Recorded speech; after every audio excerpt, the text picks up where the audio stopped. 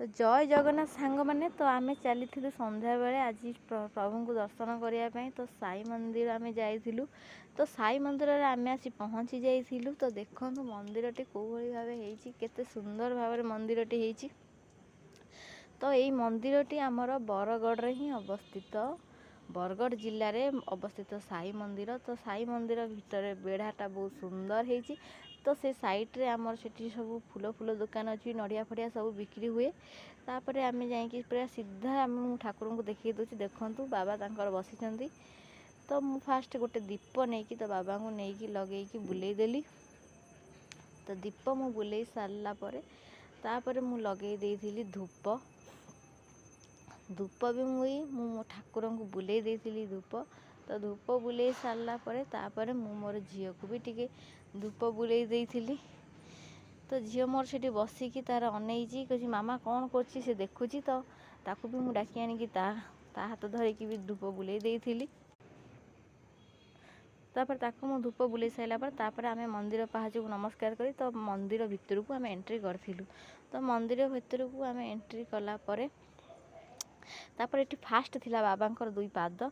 तो दुई पाद को फास्ट आम नमस्कार होइकी तापर झील को भी कहली, झील भी टिके नमस्कार हो पड़ा।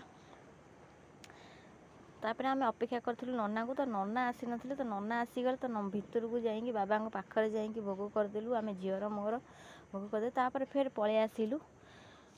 आमर होता काली ठाकुर हाट भितर ये गोटे डेली मार्केट अच्छी। तो सेठी आम हाट भितर माँ काली ठाकुर होता। तो सेठी आम जा दर्शन करदेलु। देखो मेढ़टी केते सुंदर होती काली माँ से आलती चलता बेले आम जा ठीक समय जाए आम पहुँची जाइलु। तो देख ये काली माँ को दर्शन करिकी तापर आम पलि आसीलु धनलक्ष्मी माँ पाखक। तो देखो रोड सारा केते सुंदर डेकोरेट होती। डेकोरेट तो मत बहुत भल लगी ये बरगढ़। तो आम जा पहुँची जाइलु माँ धनलक्ष्मी पाखे। तो जोटा कि आम धनतेरस से पूजा पाई। तो सेठिका डेकोरेटा हूँ यही टाइप ही होता। तो सेठी आम जा पहुँची जाइलु। तो पहुँचला देखिलु सेठी भी आमर से लोक भिड़ बहुत। तो सेठी आम पहुँची जाइए लोक भिड़ भी बहुत थे। आम से पहुँची जाइलु। तो सेठी भी माँ चली आलती। तो सेठी भी आम आलती पाइलु।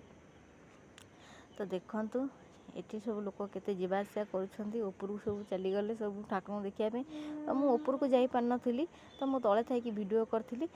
तो रोचु तापर आम पलि आसीलु घर को। तो घरे आसिक देखिलु जे एठी आम छोट पिला माने बाण फुटाउछन्ति। एबे रोचु जय जगन्नाथ रहिली नेक्स्ट ब्लॉग रे देखा।